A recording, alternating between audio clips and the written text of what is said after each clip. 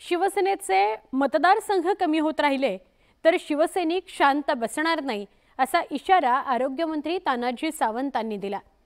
धाराशिव लोकसभा मतदारसंघ राष्ट्रवादी काँग्रेसला सोडल्याबद्दल तानाजी सावंतांनी नाराजी व्यक्त केली। अजित पवारांच्या उपस्थितीतच तानाजी सावंत यांनी शिवसैनिकांच्या भावना जाहीरपणे बोलून दाखवल्या। अशाच पद्धतीने जर माझ्या शिवसेनेचा एक एक मतदारसंघ कमी होत राहिला तर हा शिवसैनिक आणि आम्ही स्वतः कधीही सहन करणार नाही, आज या ठिकाणी सांगतो।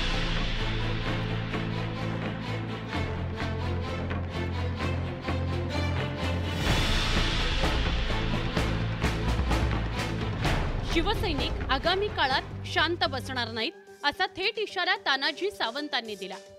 जागा वाटपात शिवसेनेचे परंपरागत मतदारसंघ कमी झाल्यामुळे तानाजी सावंत संतप्त झाले।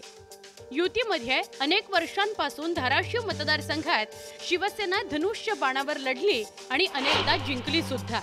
मात्र यावेळी जागा वाटपात शिवसेनेचा हा मतदारसंघ राष्ट्रवादी काँग्रेसच्या वाट्याला गेला। भाजपचे आमदार राणा जगजित सिंह यांच्या पत्नी अर्चना पाटील या मतदारसंघात घड्याळ चिन्हावर लढतायत। शिवसेनेच्या हक्काच्या परभणी मतदारसंघातही रासपचे महादेव जानकर लढतायत। या सगळ्या घडामोडींवर अखेर तानाजी सावंतांनी परखड मत व्यक्त केलं।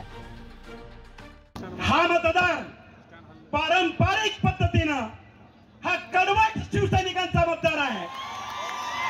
कडवट शिवसैनिकांचा मतदार आहे, तो पाहणं कधीही सोडणार नाही हा मतदार आहे। तरी सुद्धा आमच्या मुख्यमंत्र्यांनी, आमचे उपमुख्यमंत्री देवेंद्र फडणवीस साहेब आणि आमचे अजितदादा या तीन नेत्यांनी बसून निर्णय घेतला की ह्या वेळेस हा मतदारसंघ महायुतीतच पण हा घड्याळाला सोडायचा। व्यासपीठावर उपमुख्यमंत्री अजित पवार उपस्थित असताना तानाजी सावंत यांनी खडे बोल सुनावले।